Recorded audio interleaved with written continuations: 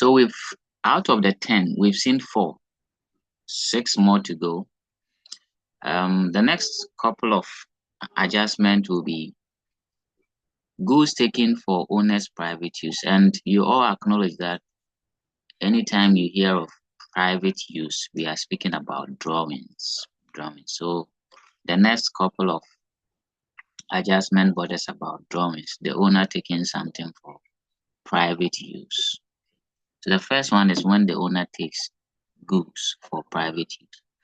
If that happens, it will be given in the additional information that the owner took this amount of goods for his or her private use. If you see that in the additional information, then we are saying you have to adjust it. Now, as you know, it's clear the owner has taken some stock for his or her private use. How do you treat it? We say that this time you go to the trading account. You go to the trading account and you deduct it from purchases.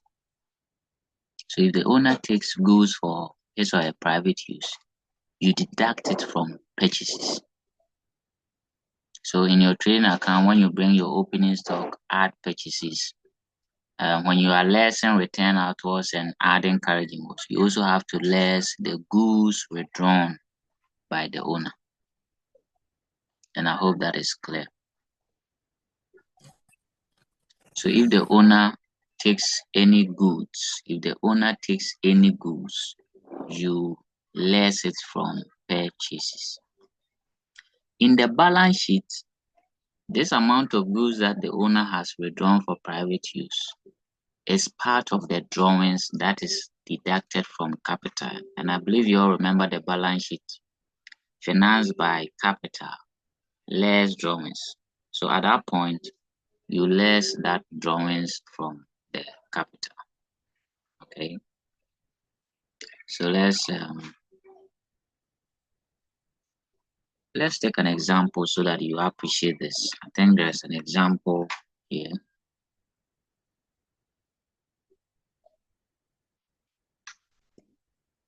If not, if there's no example here, I'll try and create one myself.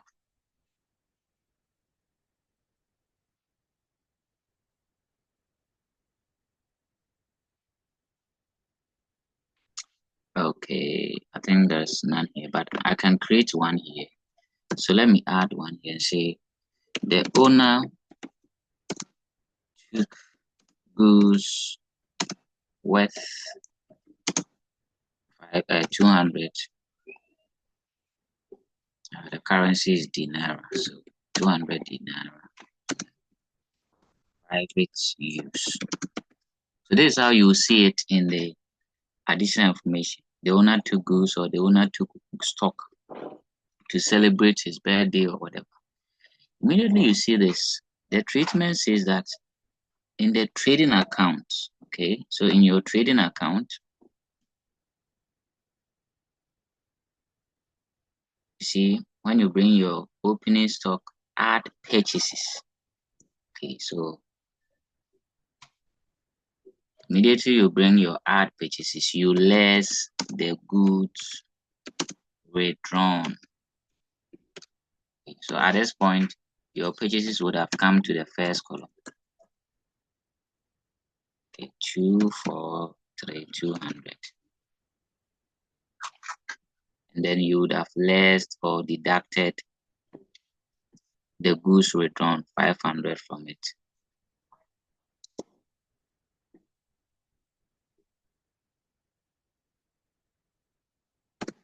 Okay, so you less 500 from it. And that will give you your net purchases, which will be added to the opening stock. So that's the first treatment in the trading account, less it from purchases. Then when you go to the balance sheet,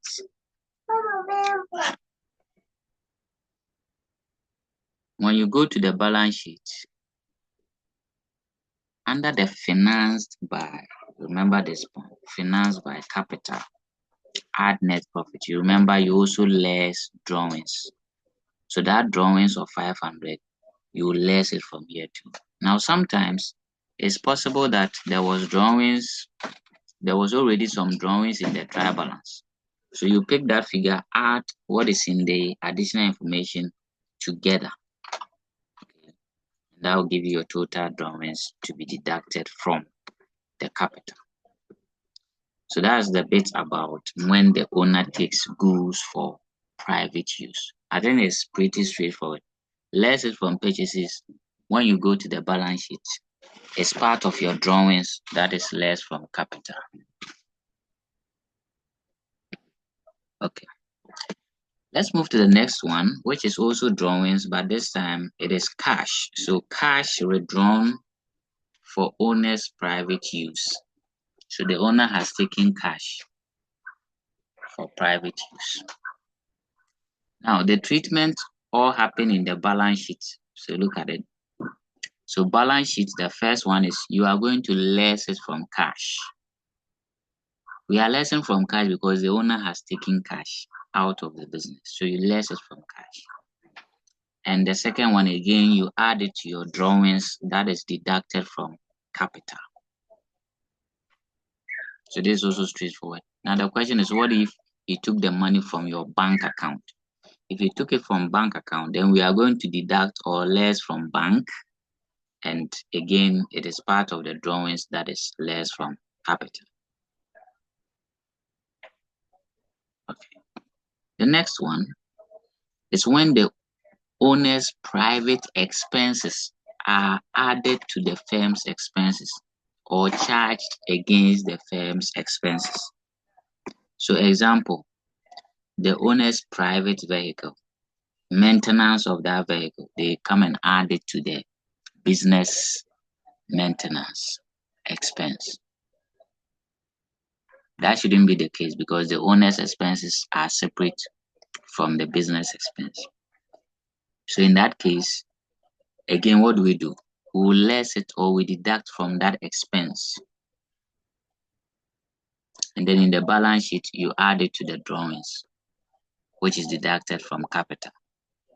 So the summary for the drawings is that when drawings occur, the question you ask yourself is what did the owner withdraw for private use? If it is goods, less is from purchases. If it is cash, less is from cash. If it is bank, less is from bank. If it is an expense, you less it from that expense.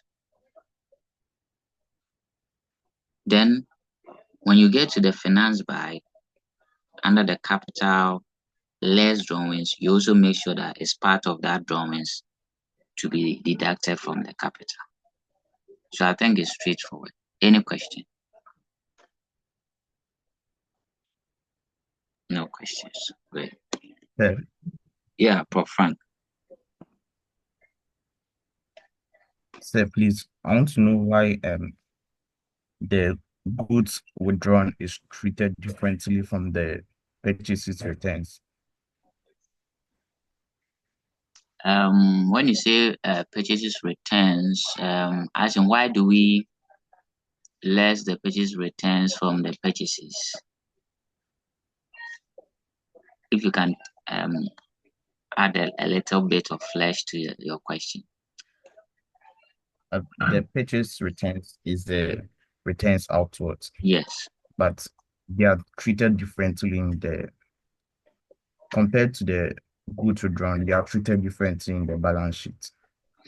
Okay. I just want to know why they are. Okay, I get the point. Now, number one, most of the times the return invoice is not given as additional information. Okay, it's given in the trial balance. And note, any item that has been given in the trial balance means that they have done the right things and they have arrived at that balance. Okay. So most of the things you see in the trial balance are treated just once. Okay. But those that you see in the additional information means that nothing has been done about it. So if you are adjusting, remember we are applying the double entry principle. So it has that two effect. That's why most of the items in the additional information are treated twice if you are following. Either one in the balance sheet and one in the profit and loss, or two of them in the balance sheet. Now let me speak to the specific question you have. If, let's assume, okay, return autos was given in the additional information.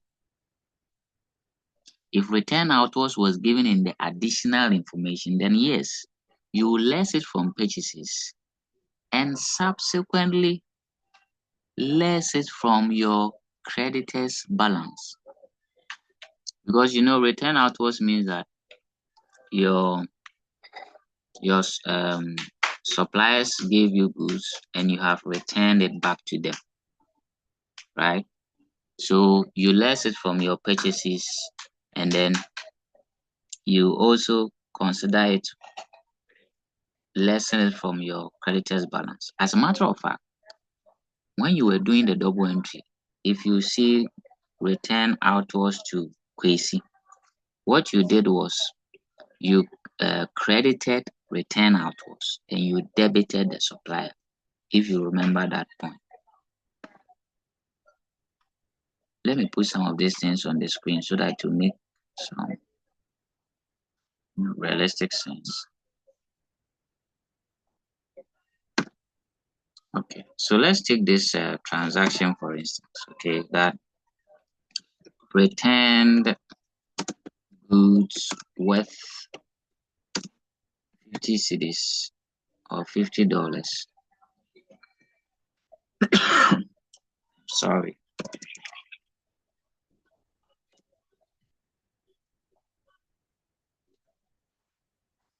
Return goods worth $50 to KK.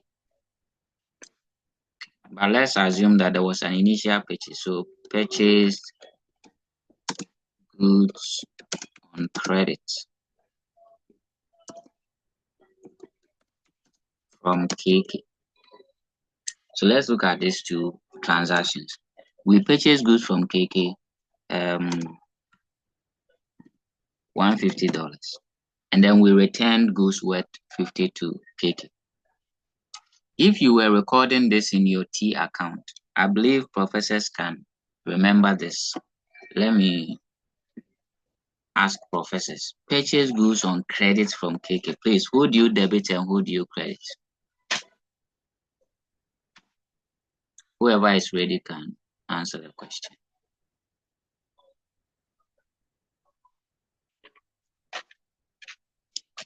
Yes, purchase goods on credit from KK. Who do we debit and who do we credit, please? Oh, my professors have forgotten their double entry. Prof. Frank, you asked the question, so please, what would you do in this case? Purchase goods on credit from KK.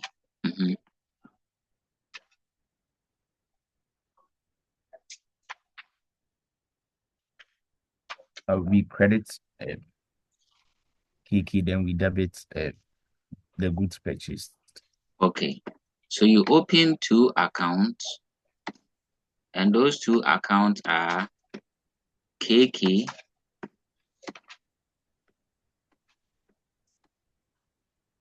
and purchases. So let me use P to represent the purchases account. Normally we debit purchases, okay, 150, and we credit KK 150 with the goods. Okay, great.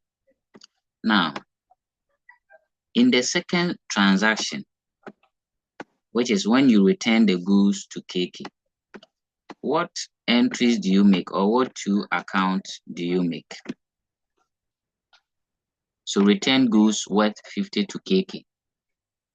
Prof. Alexia or Prof. Aseye, let me ask you on this one.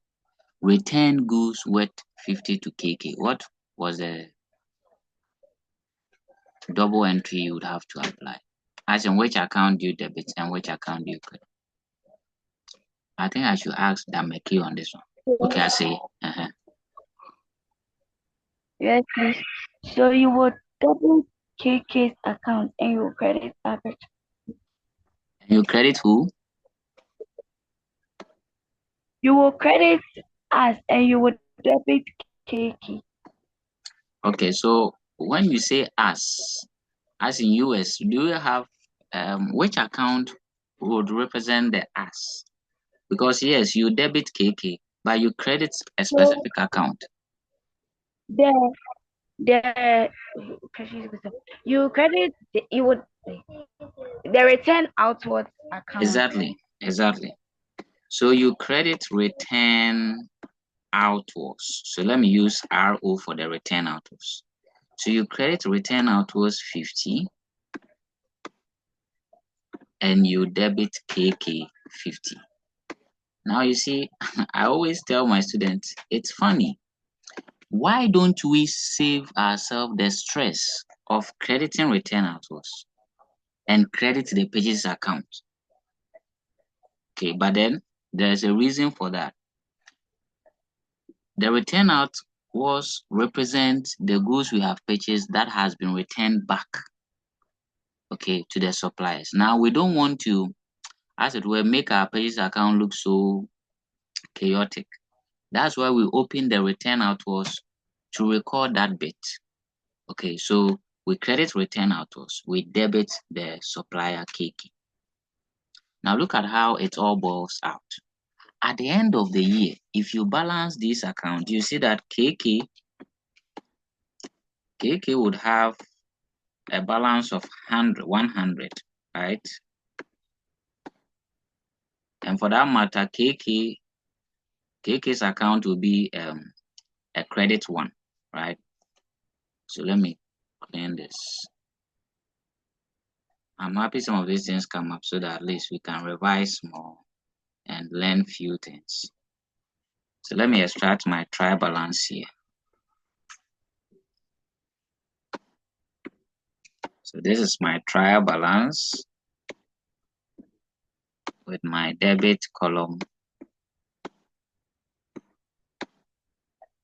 and my credit column.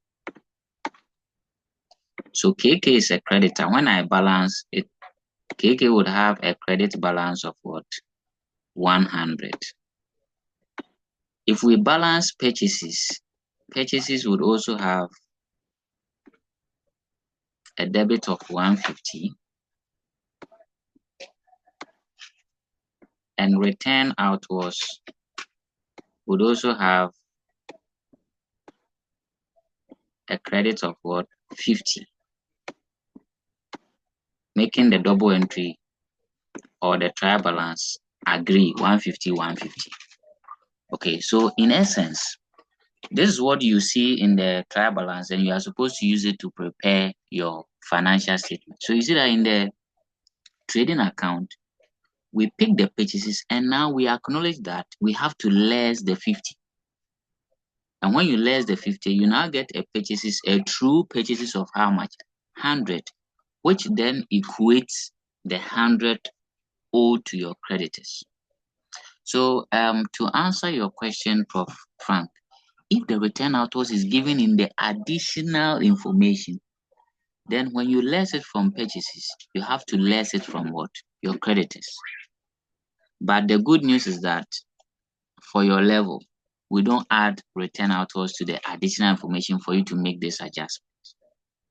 So it's always given in the trial balance, and you only less it from what? Purchases, because the reality is that it has already been deducted from the creditors balance. So you don't need to go to the balance sheet and less it from creditors again. So that's why I took the stress of going through this so that you understand. Because if you have this, your trial balance, then it means that the return outwards has already been deducted from the creditors. So in the trading account, you only less it from what? Purchases, and that settles it. But if it is given in the additional information, then it means that all of these things did not happen. Okay, so for you to have the true and fair position of the business, you'd have to adjust it twice by lessening it from purchases and also lessening it from the creditors figure. Prof. Frank, do you appreciate the explanation? Yes, sir. I understand. Good. So if it's given in the additional information, then of course you less it from purchases, and also in the balance sheet you less it from the creditors balance. But if it is goods withdrawn by the owner, Remember, goods withdrawn by the owner is different from return autos. So if goods withdrawn by the owner, we will less it from purchases. And this time, we will less it from capital because it is drawings, and drawings is less from capital. Thank you very much for this question. I appreciate it. Professors, any other concerns?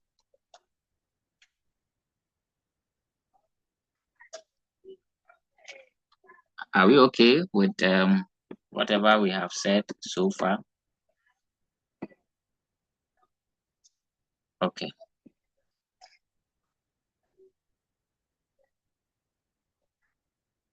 I believe we can continue. So I think that settles it for the drawings, the drawings bit. And that has also added on to the 4 we have discussed. So we have done 7. We are left with 3 more adjustments to go. And the next one is provision for depreciation.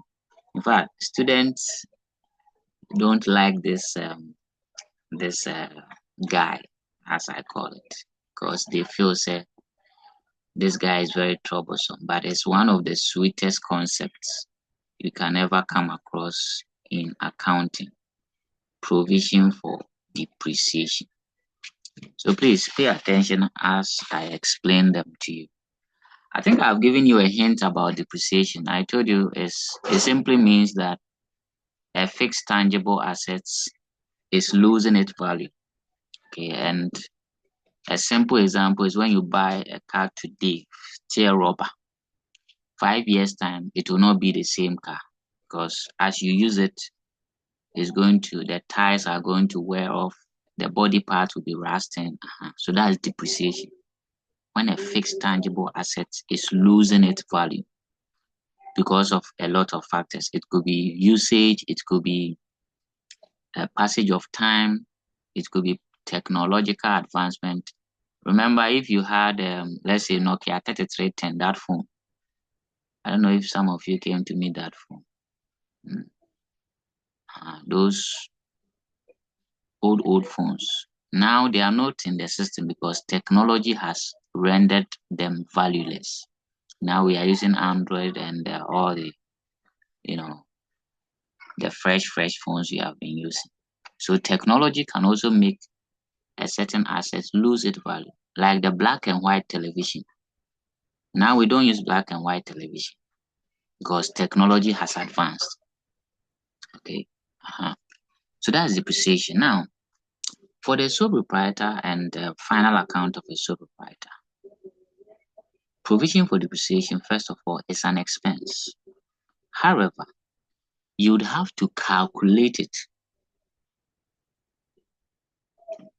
In other words, you would have to estimate the depreciation by using certain methods to calculate the depreciation.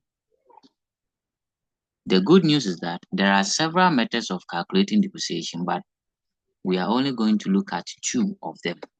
Just 2. Okay, just 2.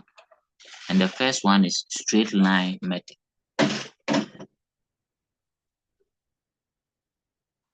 The first method is the straight line method. And the second method is reducing balance method. So it's just these 2 methods that you'll be seeing for the final account. Well, provision for depreciation is a big topic on its own, but in the trading profit and loss account discussion, we are just going to look at these 2 simple methods and how you use it to calculate the depreciation so that you can take it to your profit and loss account as expense. Okay, so I'll take my time, do this one. If we finish and I feel it's okay, we've done enough, I think we'll pause and continue, God willing, Friday. Let's look at the straight line method. The straight line method says that this type of depreciation is calculated by charging a fixed rate on the cost of the asset. So I've underlined the word cost and it's in red ink. So take note of that. Anytime you see the straight line method, you are looking at using the cost of the asset to calculate the depreciation. And professors, what happens is that they will give you a certain rate, 10%, 5%, 20%. And all that you are supposed to do is to multiply that rate given by the cost of the asset.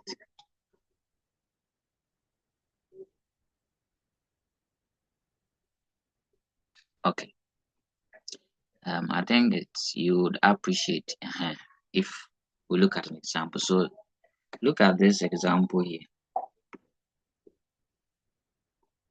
You see, depreciation on machineries at 20% on cost. When you see this is the straight line method. Okay, so depreciation, first of all, is an expense. So in the profit and loss account, under your expenses, you would write provision for depreciation. You bring your machinery. The instruction is simple, 20% on cost. So you multiply the 20% by the cost of the asset, which is given in the trial balance. So you pick the cost of that asset. Okay, machinery at cost, 90,000. So you multiply this 90,000 by the 20%, and whatever you get represent the depreciation for that machine. When you get to the balance sheet, you remember the format I gave you. When you bring your fixed asset, you show the cost, accumulated depreciation, and net book value. That depreciation there will be taken to your balance sheet to less from the cost of the asset. So let me do this for my professors. For depreciation, treatment number one, okay, treatment number one is in the profit and loss account. You calculate it and you take it to your expenses.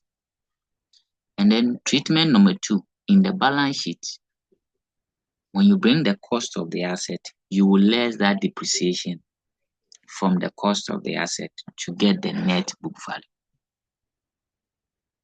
Now, in terms of the calculation, I'm telling you, the first method is the straight line method, which says apply the rate on the cost of the asset.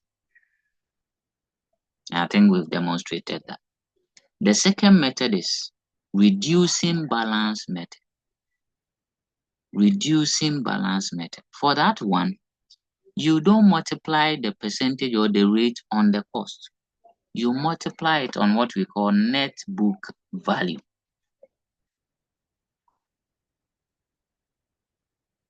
So straight line is to cost. Reducing balance is on what? Net book value. Let's take an example and you appreciate. So the same question that we did earlier. Look at this one. Depreciation is 10% on book value. So when you see book value, that's the straight line method. Some of the questions will say depreciation on furniture, 10% reducing balance method. Or you will see on book value or diminishing balance method. Please, when you see this, they have given you the rate. So pick the rate 10%. But the 10%, look at it. Go to your trial balance. You see furniture at cost, 120. If you apply it on this 120, you'll be wrong because that method says apply it on the net book value. How do you get the net book value? The net book value is simply pick this cost and check through the trial balance for any previous depreciation. So in this question, for instance, you see provision for depreciation on furniture, 30,000. So you will less this 30,000 from the 20,000 before you multiply the 10%. So professors, the plenty English I'm saying is that for the reducing balance, you pick the cost, you less any previous depreciation before you multiply the rate. So that one is not straightforward like the straight line. For the straight line, you multiply the rate on the cost. You don't less anything from it. But for the reducing balance, when you pick the cost, go and check for any previous depreciation and less it from it. All of this information will be in the trial balance for you. Okay, so in this question, look at how it was treated. So you see, for the furniture, 10% times 120 minus the 30,000 previous depreciation. Okay, so that's the difference between the straight line and the reducing balance method. And I want to believe professors appreciate what I've said so far on provision for depreciation. Please, any question?